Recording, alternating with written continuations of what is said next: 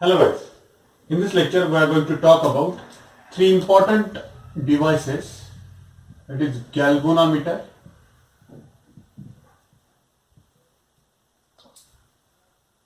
then ammeter, and then voltmeter.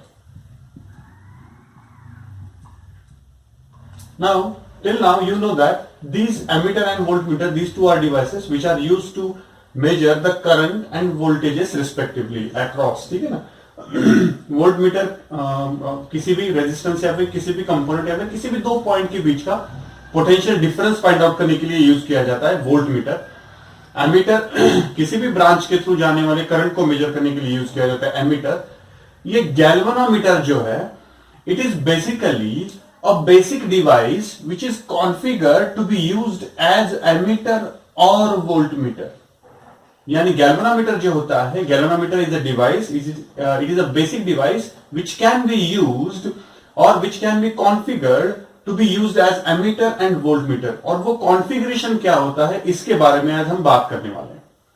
ठीक है, इसके बारे में हम बात करेंगे. तो सबसे पहले दो चीजें यहां पे आपको दो वर्ड्स दो वर्ड्स बहुत बार आएंगे. एक वर्ड है सीरीज जो आपको पता है ऑलरेडी, और दूसरा वर्ड है शंट.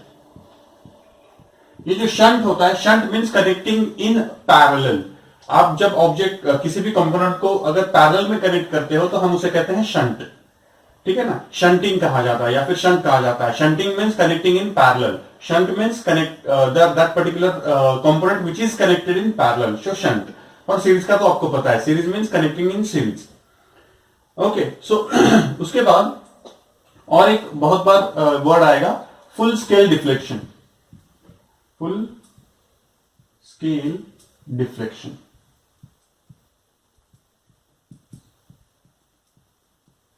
Full scale deflection. अब देखो ये जो कंपोनेंट्स हैं, इन कंपोनेंट का हमारे सिलेबस में हम ये कंपोनेंट कैसे यूज करने वाले हैं, एनालॉग कंपोनेंट्स यूज करने वाले. जो भी हम पढ़ेंगे वो एनालॉग कंपोनेंट्स के पढ़ेंगे. एनालॉग कंपोनेंट्स यानी जब कभी भी आज इस एरा में आप जब देखते हो तो सारे के सारे मीटर्स जो होते हैं ना, वो नंबर्स होते हैं कि हाँ मैंने वो कनेक्ट कर दिया, मुझे नंबर दिखाई दिया, मैंने कनेक्ट कर दिया, नंबर दिखाई दिया. Earlier days it was not like that. Earlier days it was not like that. Earlier days क्या होता था, अर्लियर डेज में they had the analogue components. Analogue components होते हैं. What is mean by analogue components? तो analogue components में होता क्या है कि एक मीटर होता है, एक सेमी सर्कुलर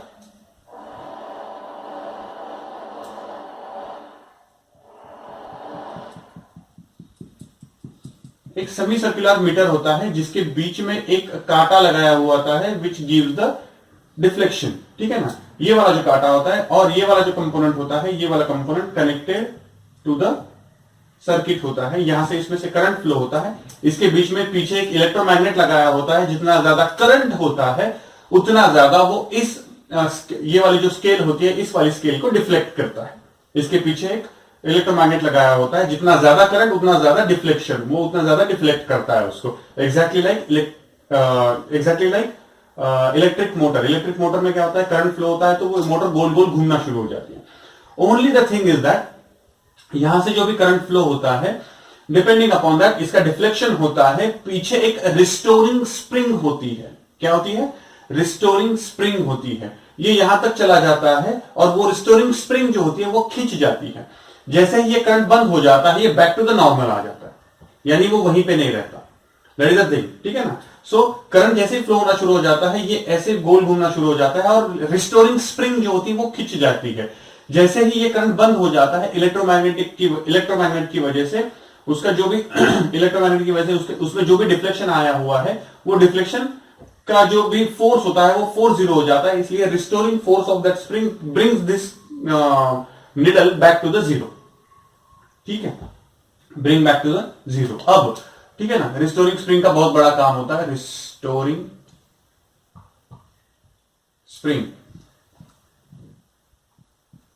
ठीक है ना, रिस्टोरिंग स्प्रिंग का बहुत बड़ा काम होता है. ये जो एक पर्टिकुलर करंट के लिए वो यहां पे जाके रुक गया, सपोज एक पर्टिकुलर करंट के लिए वो यहां पे जाके रुक गया, तो यहां पे एक्चुअली हुआ क्या, इस करंट की वजह से जो भी इलेक्ट्रोमैग्नेटिक फोर्स तैयार हुआ, वो फोर्स इलेक्ट्रोमैग्नेटिक फोर्स जो भी तैयार हुआ, वो फोर्स रिस्टोरिंग फोर्स के इक्वल हो गया, इसलिए वो यहां पे जाके रुक गया. ठीक है, क्योंकि जैसे ही ये यहां पे जाना शुरू हो जाता है वैसे वैसे रिस्टोरिंग फोर्स भी बढ़ता हुआ जाता है। यहां पे जाने के बाद restoring force equal to electromagnetic force हो गया। जैसे करंट बंद हो गया, रिस्टोरिंग फोर्स तो है वहां पे, लेकिन इलेक्ट्रोमैग्नेटिक फोर्स जीरो हो गया, तो ये back to the original position आ जाता है। ठीक है, सो ये रिस्टोरिंग स्प्रिंग जो होती है वो बहुत इंपॉर्टेंट काम करती है इन द गैल्वेनोमीटर। गैल्वेनोमीटर में बहुत इंपॉर्टेंट काम होता है उसका। अब हम देखेंगे कि how to convert galvanometer into ammeter.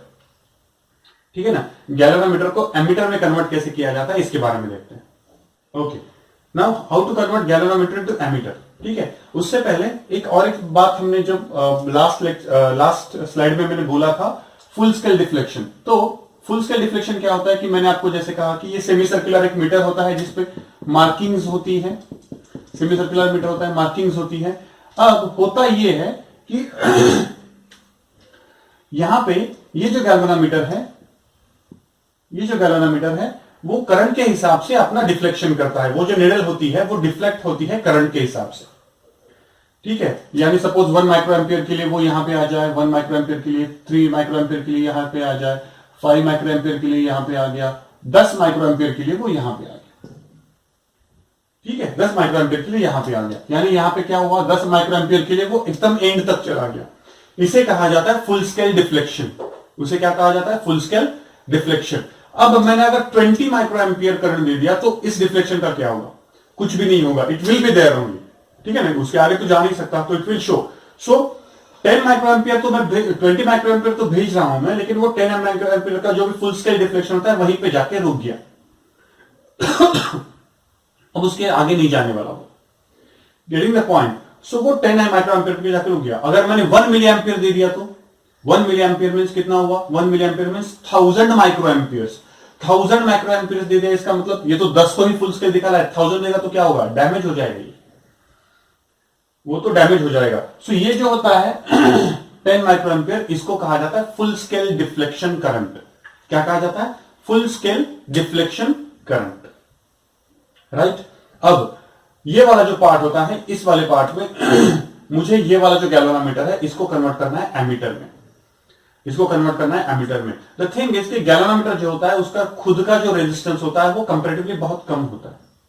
उसका खुद का रेजिस्टेंस कंपैरेटिवली कम होता है। अगर उसका खुद का रेजिस्टेंस कंपैरेटिवली कम है तो उसमें से ज्यादा करंट अगर हम भेजेंगे तो ऑब्वियस सी बात है कि वो डैमेज हो जाएगा, ऑब्वियस सी बात है कि वो डैमेज हो जाएगा। अगर वो नहीं होना है तो to convert this into the ammeter, to convert this into ammeter हम एक पर्टिकुलर टाइप का सेटअप तैयार करते हैं through which we can measure the current. वो सेटअप कैसे होता है देखो ठीक से। हम क्या करते हैं, हमारे पास गैल्वेनोमीटर है, हमारे पास गैल्वेनोमीटर है तो हमने गैल्वेनोमीटर कनेक्ट करके रखा हुआ है। ठीक है, हमने गैल्वेनोमीटर कनेक्ट करके रखा हुआ है, लेकिन हम क्या करते हैं, गैल्वेनोमीटर को पैरेलल में एक रेजिस्टेंस लगा देते हैं। अब ये पैरेलल में रेजिस्टेंस लगाया हुआ है तो इसका नाम क्या होता है, शंट रेजिस्टेंस। इसे हम क्या कहते हैं, शंट रेजिस्टेंस। और यहां से अब करंट आएगा। ये वाला जो सेटअप होता है, ये वाले सेटअप को हम क्या कहते हैं, इस वाले सेटअप को, ये वाला जो सेटअप होता है, ये टोटल सेटअप मिला के क्या बन जाता है, एमीटर। ठीक है, ये वाला सेटअप पूरा क्या बन जाता है, एमीटर। ठीक है, अब देखो मैं आपको एक एनालॉजी बता देता हूं, उसके हिसाब से आपको समझ में आएगा कि एग्जैक्टली ये काम कैसे करेगा, एग्जैक्टली ये काम कैसे करेगा। ठीक से देखना। सपोज एक रोड है, सपोज एक रोड है, इस रोड पर से सपोज ट्रक्स जा रहे हैं, माल भर के ट्रक्स जा रहे हैं। अब हुआ ये कि ये वाले रोड पे सारे जो ट्रक जा रहे हैं, ये माल भर के ट्रक जो जा रहे हैं, ये सारे ट्रक मुझे मेजर करने। तो मैंने क्या कहा, एक काम करो, ये सारे ट्रक जो है ना वो अंदर से भेज दो, ये सारे ट्रक जो है वो अंदर से भेज दो। So I count them. ठीक है, मैं काउंट करूंगा and then I let them go. ठीक है, लेकिन प्रॉब्लम ये हो रहा है कि अगर मैं बीच में से उसको भेज दूंगा, अगर मैं बीच में से उसको भेज दूंगा तो ये पूरा का पूरा जो रास्ता है वो खराब हो जाएगा, पूरी तरह से खराब हो जाएगा, बिकॉज इतने सारे ट्रक वहां से जाएंगे तो ये पूरा रास्ता खराब हो जाएगा। तो मैंने क्या किया, यहां पे एक सुपरवाइजर खड़ा कर दिया और यहां पे एक सुपरवाइजर खड़ा कर दिया। ठीक है, ये वाला सुपरवाइजर जो है, इस वाले सुपरवाइजर को बोला कि भाई एक काम कर, तू एक काम कर, यहां से 10 ट्रक अगर जाते हैं तो एक ट्रक बीच में से भेजना है। ठीक है, 10 ट्रक जाते हैं तो एक ट्रक बीच में से भेजना है, यानी 1:10, यानी 10 ट्रक जा रहे हैं तो 10 ट्रक में से एक ट्रक बीच में से भेजना है उसको, ठीक है। तो यहां से अगर यहां से 10 ट्रक आए तो एक ट्रक यहां से जाएगा, 9 ट्रक यहां से जाएंगे। ये वाला जो आदमी है, ये वाला आदमी, उसके पास एक पेन पेपर लेके रखा हुआ है उसने, वो क्या करेगा, अपने पेन पेपर पे जैसे ही एक ट्रक गया तो अपने पेन पेपर पे लिखेगा 10। क्या यहां से 10 ट्रक गए? नहीं, एक ट्रक गया। लेकिन अंडरस्टैंडिंग ऐसे है कि यहां से अगर एक ट्रक गया ऐसे कंसिडर किया तो ऑब्वियसली यहां से कितने ट्रक गए? 10 ट्रक गए, ऐसे मैं समझूंगा।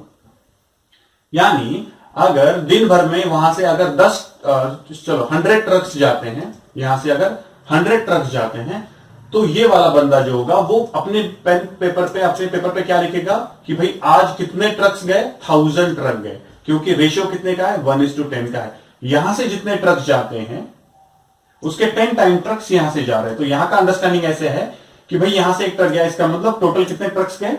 10 ट्रक्स गए। कितने ट्रक्स गए? 10 ट्रक। यानी यहां से 10 ट्रक आए, यहां से कितने गए? 9 ट्रक गए, यहां से एक ट्रक गया, यहां से इसके आगे अगेन कितने ट्रक गए? 10 ट्रक गए।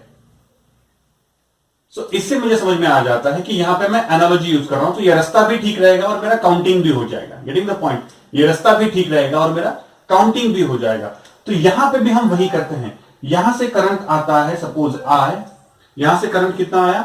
I करंट आया, यहां से I करंट आया, यहां से जाएगा I माइनस IG, और यहां से कितना जाएगा? IG करंट जाएगा। What is this IG current? Full scale deflection current. Full scale deflection current यानी मैक्सिमम करंट कितना जा सकता है वहां से? IG। यानी हम IG जब यूज करते हैं तो फुल स्केल डिफ्लेक्शन हम यूज करते हैं basically. What is IG? The current going through the galvanometer. Maximum current अगर मुझे मेजर करना है, इतना करंट अगर मैक्सिमम मुझे मेजर करना एक्सपेक्टेड है कि यार मैं अगर ये एमीटर लगा दूं तो मैक्सिमम इतना करंट मैं मेजर कर सकूं, मैं अगर मेजर कर सकूं, अगर मेरा ये एक्सपेक्टेशन है, तो यहां से कितना करंट जाएगा? इस शंट में से कितना जाएगा? I माइनस IG करंट जाएगा, और यहां से कितना करंट जाएगा? IG ही करंट जाएगा। Getting the point? IG current यहां से जाएगा और यहां से I माइनस IG करंट जाएगा।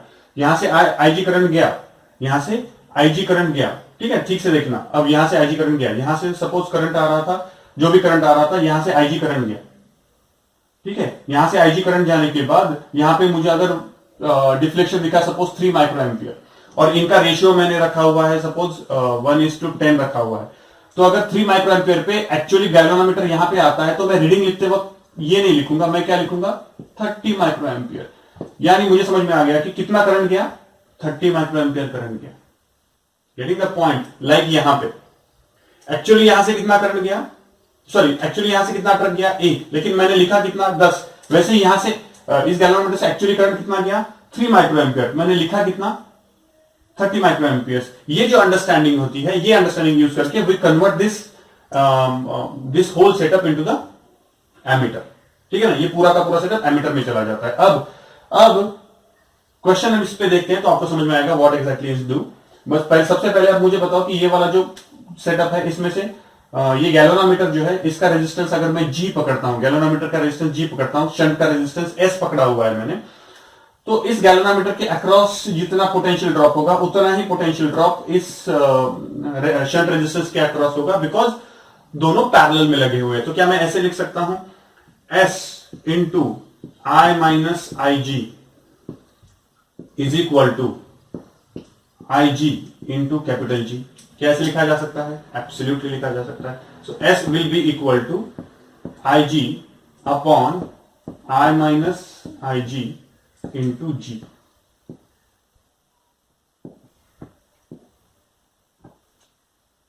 समझ में आई बात? यानी इसका मतलब यहां पे IG is full scale deflection current of the galvanometer, galvanometer का फुल स्केल डिफ्लेक्शन करंट है। I is the maximum current I want to measure in this circuit using ammeter. Maximum current कितना मैं मेजर कर सकता हूं इस ammeter से, वो करंट ये I करंट है। And what is G? G is the internal resistance of the galvanometer, internal resistance of the galvanometer. अब यहां पे ये वाला जो रेशियो आप ठीक से देखोगे तो I divided by I minus IG, ठीक है, I divided by I minus IG, ये जो रेशियो है, ये ratio basically S upon SG इन दोनों का रेशियो बताता है, इन दोनों का रेशियो बताता है। यानी एक एग्जांपल करेंगे तो आपको समझ में आएगा।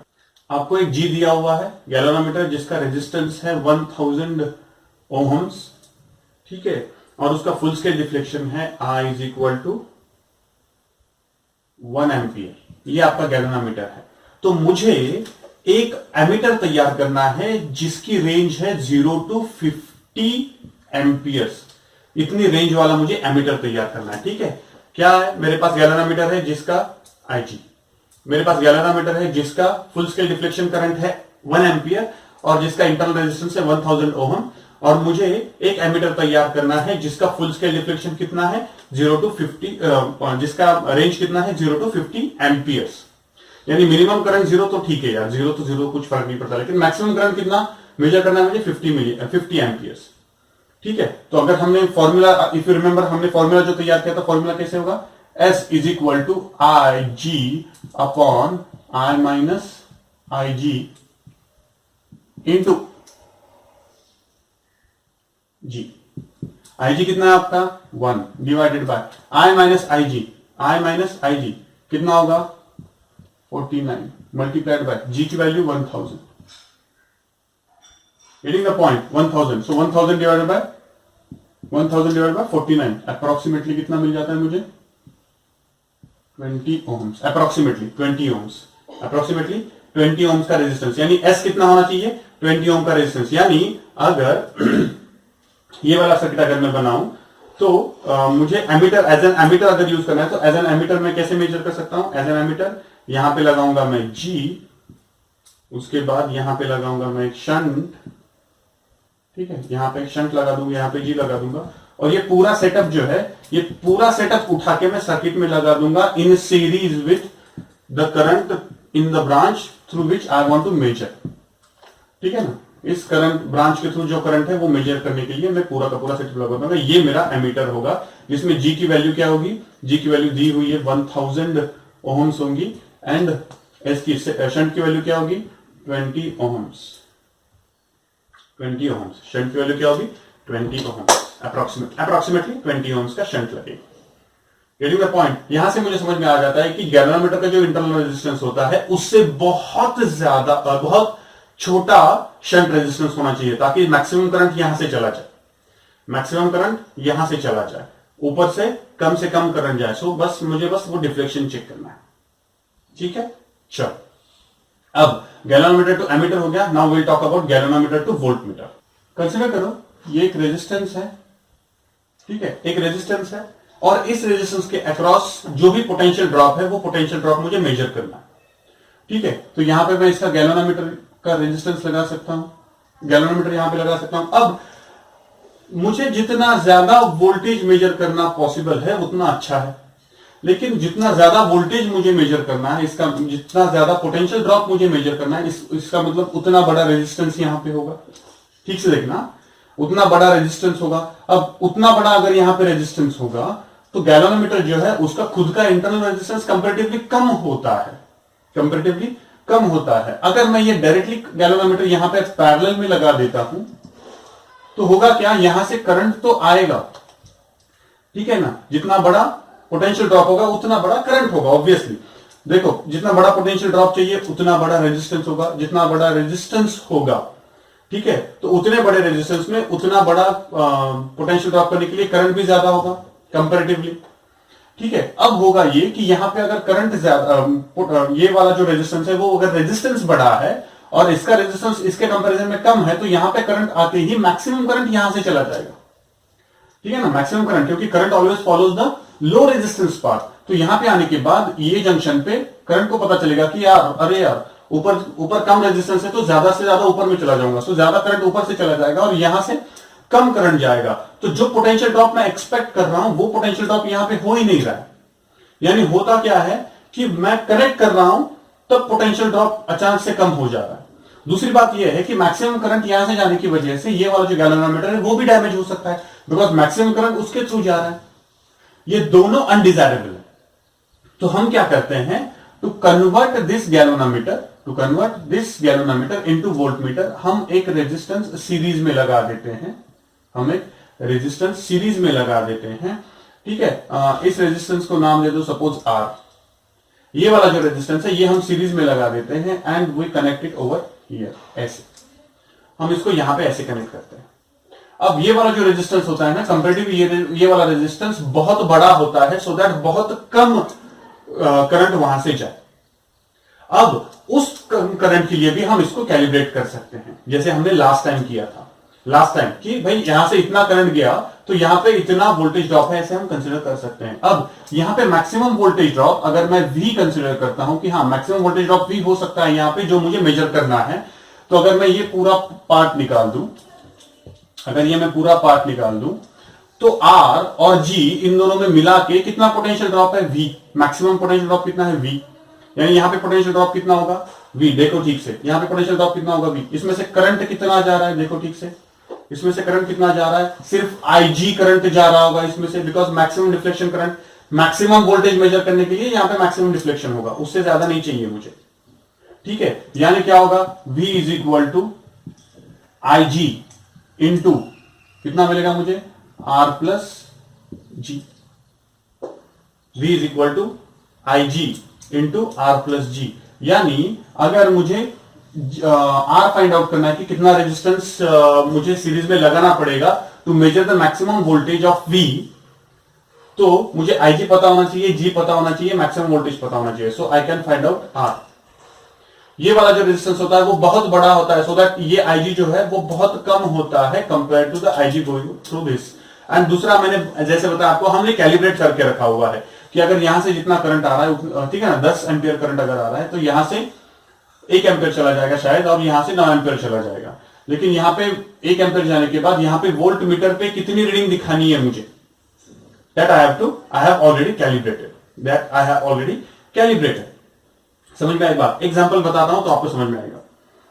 सो सपोज मेरे पास एक गैल्वेनोमीटर है, ठीक है, जिसका IG है 500 मिली एम्प्स एंड जिसका इंटरनल रेजिस्टेंस है 500 ओम्स, और ये गैल्वेनोमीटर यूज करके मुझे 0 टू 500 वोल्ट्स का, ठीक है, 0 टू 500 वोल्ट्स का वोल्ट मीटर बनाना है।